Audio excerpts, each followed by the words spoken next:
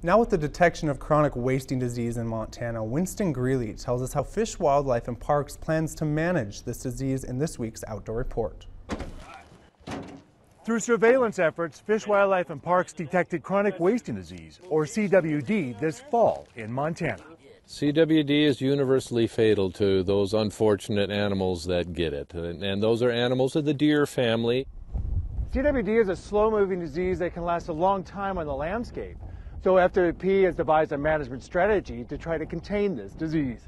What we hope to do in the long term is to keep the prevalence low, that is the percent of a herd that's infected with it. If we can keep it low, say 5% or lower, and keep it from spreading, that is what we're looking to do.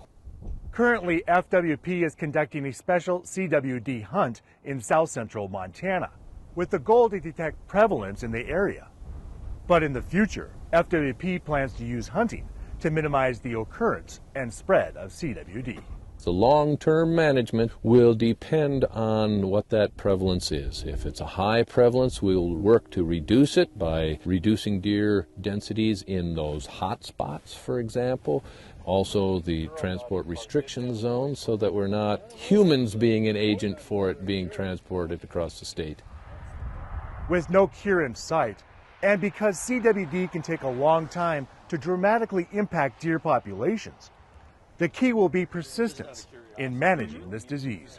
This isn't something like blue tongue or EHD or a hard winter where there are a lot of dead animals on the landscape. It takes a long time to manifest itself at a population level, and so one of the biggest challenges that we're going to face is not this year, but 10 years out or 20 years out. We're still going to have to be managing for CWD.